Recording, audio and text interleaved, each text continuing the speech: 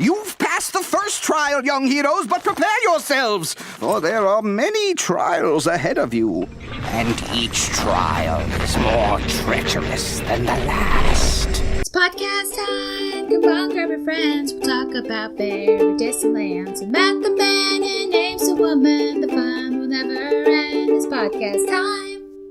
Welcome to Oh My Glob, an Adventure Time podcast. I'm Amy. I'm Matt. We are here to talk about Adventure Time from episode 1 all the way through to the end. And tonight we have a special guest. Yeah, we're really excited. Our friend Sam King is here visiting Washington all the way from New Hampshire, and we're super excited that she has joined us. Hello. How you doing, Sam? Fantastic. Great. So, how'd your day go, Matt?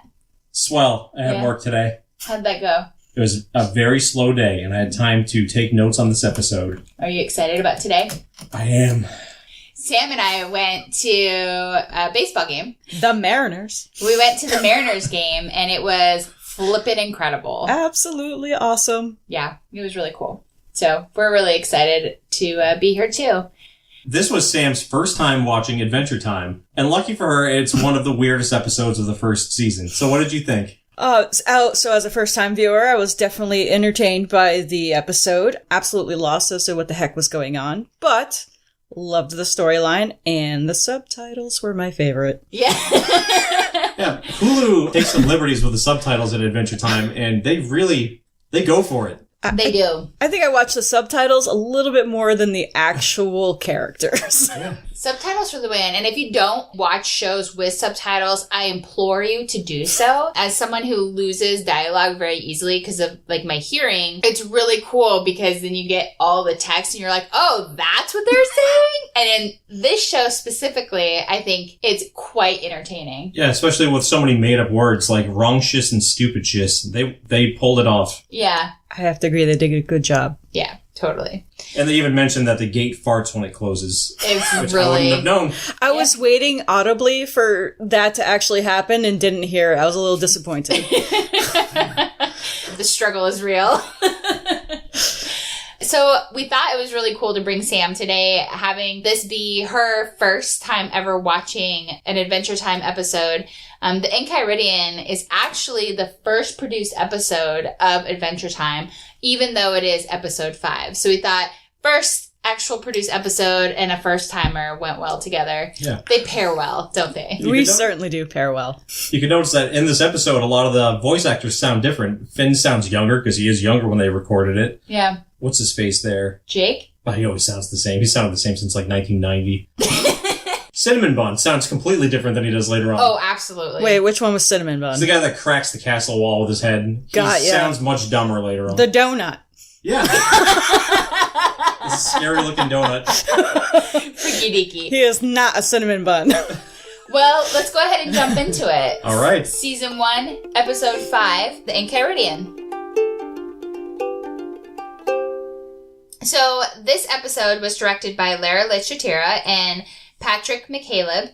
It was written and storyboarded by Patrick McHale, Adam Muto, and our friend Pendleton Ward. This was released on April 19th, 2010, and had 2.1 million viewers. Going strong again. Hells yeah. Crazy. Yeah, that's a lot. So should we jump into the synopsis? Heck yeah. All right. That's what we think. So the episodes of the show are only 10 to 12 minutes long. And this episode, I thought I'd cut back on the synopsis notes a little bit, but I couldn't because of how jam-packed it was. Again, just like our last episode, there was just so many layers, and it was really fun to watch this episode and see Finn's journey, if you will. So we start with a citywide dance party, and everyone's going crazy. We're in the Candy Kingdom. You can picture Princess Bubblegum in her tower dancing away. Everyone's dancing all silly. And says, this party's so crazy. And there's a ridiculous looking punch ball dancing. He's saying, what a wonderful, marvelous party. This guy comes back in a big way later in the series. Does he? Of all characters. It's so weird. It's just this random punch ball from one episode, but he ends up being a major player later. So my thought was, when we were watching this, I was like, why are they so focused on the punch ball? Like, they land on the punch bowl for, like, an inordinate amount of time. Because he was cool looking. Yeah, was he? And he was hilarious. was. Question mark? Absolutely. He was the life of the party. There's no party without Punch Bowl. That's Absolutely. true. I was like, but the question I had too was there liquor in that punch bowl? Absolutely. That would explain why he acts the way he does. Yeah. That but- would explain why the donut fell over. Yeah, but also that, Spike the punch bowl. yeah, Finn's a child though. I hope he wasn't drinking from that. He's got some noodly arms, though. He does have noodly arms. So Cinnamon Bun psychs himself up to do a flip. Okay, I can do it. His voice sounds completely different here. He messes it up and his head hits against the castle wall, cracking it, and causes PB to fall... Princess Bubblegum. We're going to call her PB. Causes PB to fall off her balcony and Finn is on top of it. So he runs and he catches her, heroic style. It does this really cool split screen thing where it merges into one shot. So you see Princess Buttercup, PB, dropping. She's falling from the height of her tower and she's falling. And you see the split screen of Finn running to catch her and totally catches her in midair and lands on the ground, keeping her safe. Yay, noodly arms. Yay, noodly arms. Noodly arms saved the day again. Yes, they do. So she's fascinated by his heroism on a scientific level and tells him to follow her to the secret entrance. She orders everyone in the kingdom to turn around so they won't see where it is. And they won't turn around, so she says, it's a secret entrance. And everyone's like, oh, well, it's secret. Oh, well, okay. I have to say that this is definitely my favorite part of the whole episode. Really? Why? Because usually when you have something like that on TV or graphic novel, cartoon, whatever, everyone's still staring and it's not a secret. So good for you, PB. You do your thing. Love it. Her entrance is just a brick that she pulls from the wall and then slides in. And she's like, hurry up, Finn. Now it's not secret. God damn it, Matthew. Sorry, I forgot. So she shows Finn a magical globe, to which he says, golly. Well, I think it's funny also. He's like, is this a magical globe? She's like, no, it's just something you see things through. But it's totally a magical globe. Now, is this the same magical globe from later on in the episode? I don't think so. So I think they have their own magical globe. Ooh. I saw that too, and I thought the same thing. Nice. So the globe shows the Enchiridion, which is a book meant only for heroes whose hearts are truly righteous. And Finn says, schmauzow, in excitement. Yeah, he was really, really excited. And he's like, do you think I have the goods for this? Because I'm cool. I'm into this stuff. He can't handle his excitement and he's pounding the floor. So PB answers, yeah, I know. And yes, I do. So Finn takes a plunge. He just like runs and jumps out the window. He's like, I'm out of here, yo. I'm doing this thing. And Jake catches him because he believes Jake will catch him. And Jake stretches up his leg, as we saw in our last episode, that he can change his body, like his body dimensions, and catches Finn just like a little horse. This was the cat interlude. Every episode has one. Yep. All right. And we're back. So Finn says, do you know what time it is? And Jake says, Adventure time. Says, yeah, man. So I think they were trying to make this the show catchphrase, but it didn't end up sticking. Yeah, I think we saw that in the first episode too. They tried to do that. Yeah, it goes away. It comes back every now and then. And I like that it goes away, frankly, because I don't like how it's like, oh, it's adventure. We get it. Okay, we get it. This is adventure time. You're going on adventures. It's good. He always acts up when we're recording. Yeah, he's totally cool when we're not recording. He just wants to be part of the show. Come here. There you go. So they come to the gate at the beginning of Mount Cragdor and meet the Keeper, whose name is Keeper. Keyper. Keeper. Thanks for that. Simple. It's very simple. So he's this little guy wearing a key on top of his head, and he talks a mile a minute about the trials of the mountain and tells Finn he has to solve the riddle of unlocking the magic door. He needs to calm down, yo. Yeah, I was a little afraid that he was going to pass out. Yeah. He was like, My name is Keeper, and duly so, for I carry the key to this door. But all is not how it appears, you see, or perhaps you don't see it all. Oh, perhaps the key is in you, child. I would have shoved him in there, too. yeah. Like, literally mid-sentence, he's like, yeah, I'm picking you up. I'm stuffing your head into the keyhole and unlocking the door. He's like, huh, interesting. Everyone else seems to figure it out, too. Funny. I just thought he'd look super cute stuffed in that door. And it's funny That's how most people figure it out. He's wearing a key-shaped hat. Like, come on, bro. Come Maybe on. he likes being jammed in holes. Yep. Could be one of the show's many innuendos. Yes. So they find their way in the right direction with Jake's sense of smell. And the first trial they face is getting some little elf guys out of a fiery pit. They're like, thank you for, okay, first of all, it's not just a pit, it's like a fiery pit of lava, and it's 3 gnomes, and they like fly, and they're like, help us! And because Finn has this great sense of heroism, and he's just like, wants to help everybody, he's like, I'll save you, and yeah, Jake's like, what about the Enchiridion? And Finn's like, it's gonna have to wait, and he goes to save these guys, and he gets them out of the fiery pit, and they're like, thanks for saving us. Now we can destroy this old lady. And they go around starting to like zap this old lady. And every time Finn's like, wait, what? They're Every like, time you say what, we'll destroy an old lady. and they do that. And then he's like, what? And so they zap another one. And then they keep finding ways based on like his response to that to zap a lady. So he runs off in anguish. I wish I had that power. You do? Really? I do. Absolutely zap all the old ladies. Just get rid of them. Well, knows? So Jake tells them to thank Finn for saving them from the pit, but they won't. They attack him, and Jake just stuffs them back into the fiery pit, and he goes to Finn, who's bummed out and sitting by a river. So my first question when this was happening, they zap like 6 old ladies. It was awesome. And It was awesome. tell us how you really feel. Well. So Sam has clearly some old lady trauma. I thought to myself, like, where the heck are they getting all these ladies? Finn blames himself, and he says, I'm not righteous, I'm wrong-tious, stupid-tious.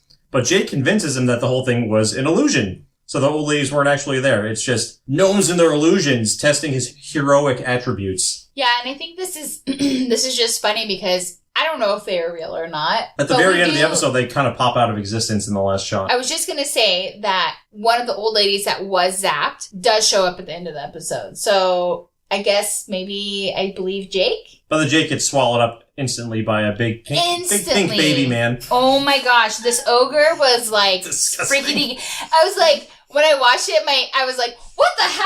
Like, what is this? I do like how he had his own little clearing there. I don't know if it's a corral for him, but he This little valley pretty much surrounded by had trees. just a little space. All He's these- like, this is my space. It's like an ogre bachelor pad.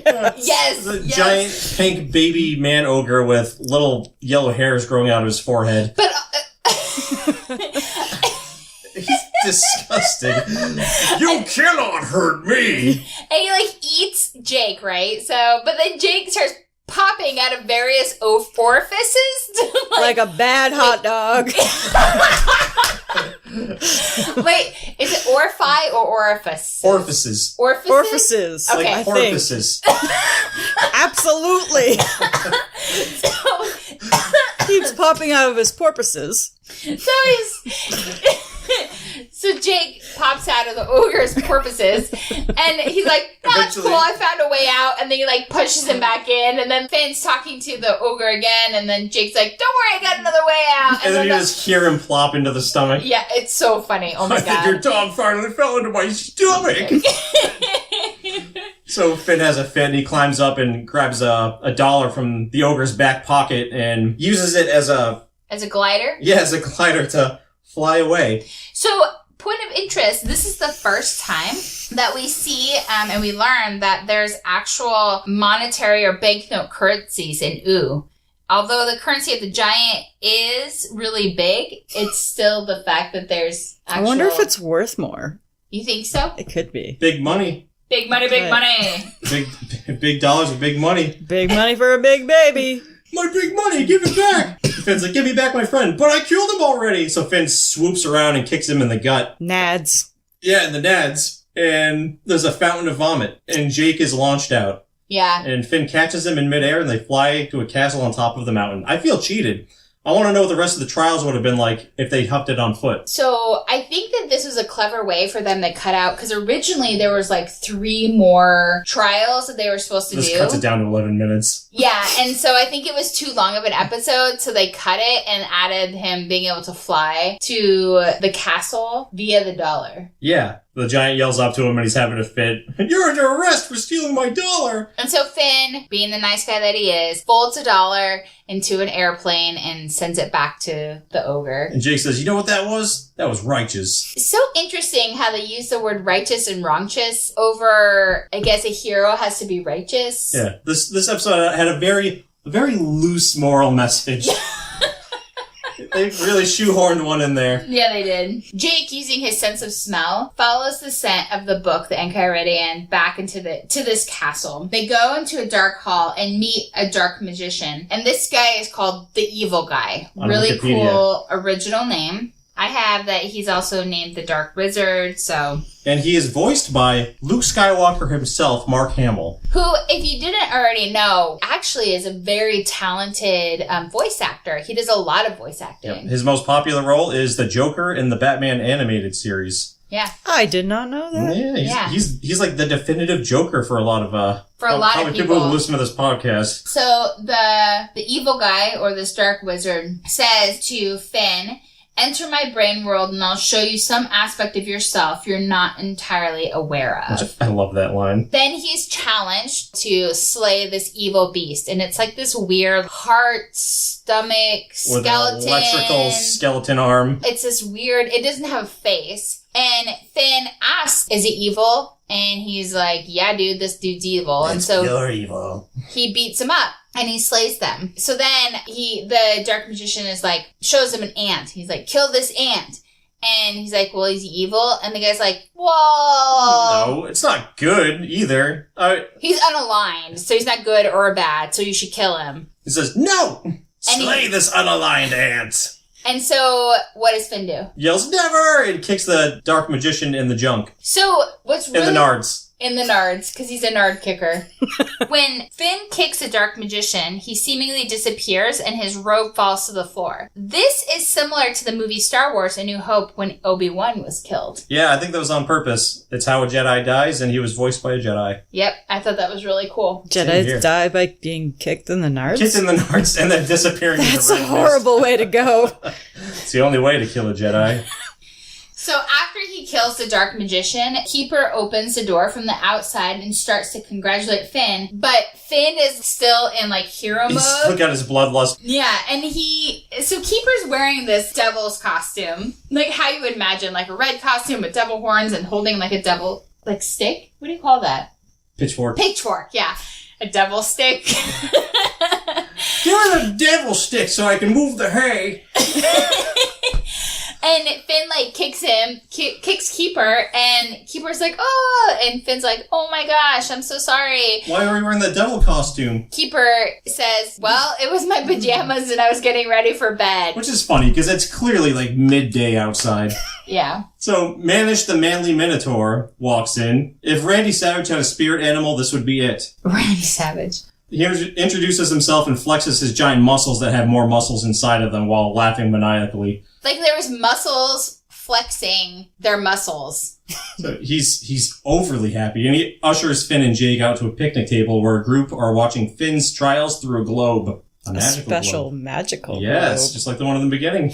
Yep. She offers them some juice and spaghetti, and the old ladies that Finn thought died are there. And it's clearly the middle of the day, yeah, so Keeper getting ready for bed. Maybe he works third shift. Maybe he does work third shift. You wouldn't know anything about that, would you, Sam? Nope. So Manish presents the Enchiridion to Finn, telling him he's the goodest of heart and most righteous hero he's ever seen on Cragdor. He says, when he took the ogre's dollar, Keeper nearly fainted. It's true! So- And he also tells Finn he has amazing nard kicking abilities. He does. Finn opens the book. Once he's presented with the Enchiridion, he has it, so he opens up, and the first thing he says is how to kiss a princess. Now, I paused the episode to take notes on the synopsis, and for the first time actually read what it says in that book. What did it say? Kissing a princess is different than kissing your grandmother or your mother.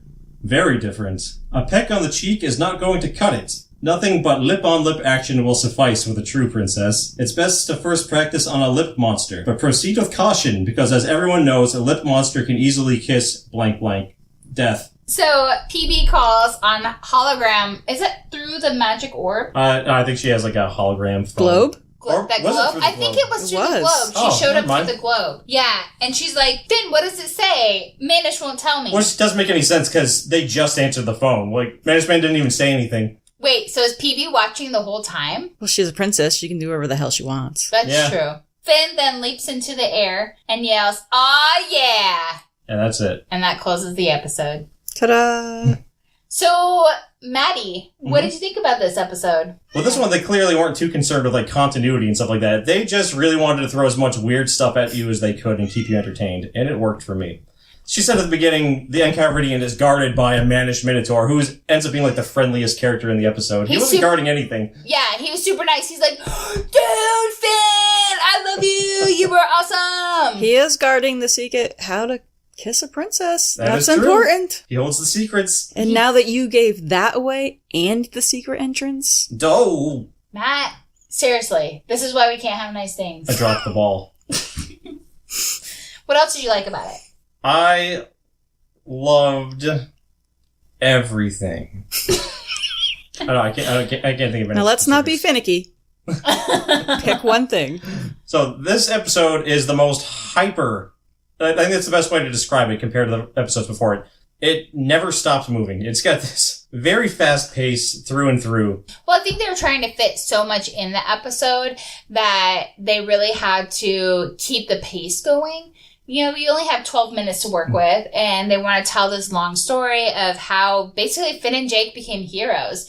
Because we missed that link in the first 4 episodes. It's like they're just heroes, and we don't know why. They cram so much into every scene visually that it takes longer to explain the episode than it does to watch it. That's very true. I have to say thanks for Keeper for like winding us up to get us up to that level to maintain Yeah. the rest of the episode. And like he literally was talking. Do you ever watch those micro mini commercials? Those like little cars, and the man that could talk, Micro Machine Man. Micro Machine Man, and he was like the fastest talking man in the world, and he always did those commercials. I felt like I was listening to him. I wonder what happened to him. The further he got Wow. along in his speech about Cragdor, the faster he started talking. Yeah, I was going to try to take notes of what he said, but it would have taken up so many pages. true. So something I've always loved about the show is the outdoor settings, and I realized today that the hills and trees have a Mario game quality to them. There's a lot of nods to 8-bit old school video games, and I think that's definitely one of them. I like that about this show. I would have to agree with that. So Sam, what did you think about the show? Did you like this episode? Did you not like it? What did you like? What didn't you like? Wow. No I know. pressure. I definitely liked it. It took me a little bit to jump into it, but after Punch Bowl Guy, really got me revved up. I was a keeper. I'm like hooked now. I'm Awesome. gonna watch all of it. Do it. You wouldn't guess it from this, but what they try to do is, as the lead voice actor ages, the character ages with him. So the show kind of matures as he gets older. Wow. By the end, it's a completely different show. It's really cool. You're gonna love it with I- all your heart. I am looking forward to it. For like anybody who hasn't gone back and watched the old seasons, who have only just been watching what's recent, if you go back to the beginning from there, it's jarring. It's a How completely many different seasons show. are there? 10. 10 There are seasons? 10 seasons. I think most seasons have 20-something episodes, but they're only 11 minutes Holy long. smokes. Yeah, but they're like 10 to 12 minutes. I think the second season has some nutty amount of episodes, but that was it. That's a good Sunday of binging, I suppose. Yep. Yeah. That's what I did on my last day off. I got through the whole last season in like 2 hours. What did you think of this episode? I thought this episode was really, really cool. I like how it laid the groundwork of what we're to expect for the rest of this season and for the rest of Adventure Time. We know that Finn is now a hero. We know that he is given the tools to be a hero. I think that was missing from the first 4 episodes. This is a boy whose heart is pure. And he is not someone... Okay, we watched Doctor Who. And one of the doctors was like, at one point, he was like, humans are destroying this world, and he had this real conflict of, he had all this power that he really could turn bad, if you will, and he was really conflicted. And I think it was, the reason why I bring that up is because we see Finn here, we see that he is at that purest of pure, and he wants to help everybody and loves everybody. This just speaks to his character, and Jake is not a side character in this, but he's not as central. It's No, he knows this is Finn's deal. Yeah, this is Finn's journey. And I love how PB gives him this opportunity to grow and learn and figure himself out a little bit and realize that because he wants to help everyone does not make him wrong-tious. It makes him an awesome, good-hearted individual. What was your favorite line in the episode? Golly! I actually use it every day now because of this episode. Actually, the last Facebook post that I put up today said golly. When you said golly, I was like, where's the rest of the... Oh, that's it. Just where's the rest of the line? Just golly, dramatic pause. Golly. And it was like... Because it's so unexpected. Yeah. Sam, do you have a favorite line? I was a bit overwhelmed, so favorite line, no, unfortunately. I'd probably have to watch it again in order to pull a favorite line out of there, but everything That's was fair. Just, it was very entertaining. My favorite line is, I'm not righteous, I'm wrong-tious. Where did the snail show up in this episode? Oh, I didn't take notes on that. Wait, there was a snail? I missed it. There's a snail in every episode. Aw. Let's see. Oh, here we go. So the snail is next to Princess Bubblegum when Finn saves her from hitting the ground. Holla! PB. Buttercup. Princess Buttercup. I love the Princess Bride so much. Who can blame you? I know, right? Hopperdink. Hopperdink. Hopperdink, hopperdink, ha. Marriage! I'm not a witch, I'm your wife. No more rhymes, and I mean it! Anybody have a peanut? Okay. Alright. So, good job, Snail, for showing up and supporting Finn as he caught the princess. Is he really the supporting balcony. Finn, though, or is he really just trying to steal screen time? Good point. Alright, so this is the time where we do our best impression. Matt, Alright. what's your impression for this week? Enter my brain world, and I will show you some aspect of yourself that you're not entirely aware of. That was really good, except for the laughing part of it. Congratulations, Finn the human boy.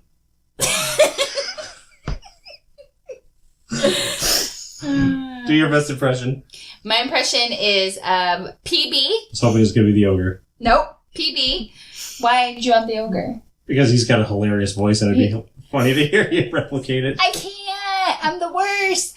Okay, PB. Yeah, Finn. What does it say? Manish won't tell me. I am going to do my best impression of the snail. She's waving. Best impression out of the three of us. Well done. Well done. So, Matt, any last words about this episode? I think it's algebraic. I agree.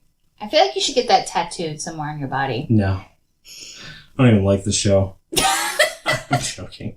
But if I did get a tattoo, it would probably be something Adventure Time related. Probably. Sam, any last thoughts? First, I'd like to definitely thank Matt and Amy for allowing me to You'll watch it. be and you'll part love it. of this show. And you definitely maybe have gained a Adventure Time fan. Yay! Yay! Thank you. Thank you very much. I'm here almost a week. So, Matt, anything you want to plug? I have a YouTube channel called Modern Horror Show where I review and recommend newer horror movies. Awesome. Where can we find you? So you can catch me at Moxie Speaks on Twitter. I'm there sometimes. But we have a whole host of things that you can catch us on about this podcast. Facebook.com/ohmyglobpodcast. You can contact us at ohmyglobpodcast@gmail.com for any Comments, feedback. feedback. We've got a website, ohmyglobpodcast.wordpress.com. And also we have a Twitter page now. Yes, we do. At ohmyglobpodcast. Big surprise. Shocker. You can also check us out on anchor.fm, and on there they have this cool feature where you can leave us a voicemail. So definitely download their app and leave us a message, and we would love to play it on the podcast. If anybody wants to leave any written reviews or comments, we'd love to read them on air. Yep, so check us out. Before we end up, let's talk about what we're going to be reviewing next time. Well, why don't I just pull it up on Wikipedia? Or I could just tell you because I've come prepared. Ooh, excellent. That makes one of us. Season 1, Episode 6 is The Jiggler. The synopsis is a strange creature attracted by Finn's auto-tuned singing voice follows the duo to their home and they keep him as a pet. Soon, however, the creature begins to show signs of sickness and Finn and Jake realize the creature needs the love and attention of its mothers. You excited? Very excited. This is one of my favorite episodes. This is the first time we get to hear Finn's auto-tune singing. Yeah. Finn likes to sing. He's pretty rad. All right. Well, that finishes us up, and we're really glad that we had Sam here to join us. Absolutely. Thanks for having me. Hope to see you next time on Oh My Glob Adventure Time Podcast. I'm Amy. I'm Matt. And I'm Sam. And this is Sam. We'll see you later. And we will see you there, or we will see you on another time. Bye. Good way to confuse them on the way out. Bye. Bye. Wait. Hold the phone. We need to talk about the title card in this episode. So the title card shows Finn pinning Jake down with one hand and holding a baguette over him. I found this very perplexing. I was perplexed. So I did a little digging around and found out that initially the title card was inspired by the cover of an old science fiction magazine that shows, I think, an android pinning a girl down and holding a knife over her. So the original title card was Finn pinning Jake down and holding a knife over him. But the producers deemed it too violent, so they changed it to a baguette. Does it make any sense? And does it have anything to do with the episode? No. But it's hilarious. Anyway, bye.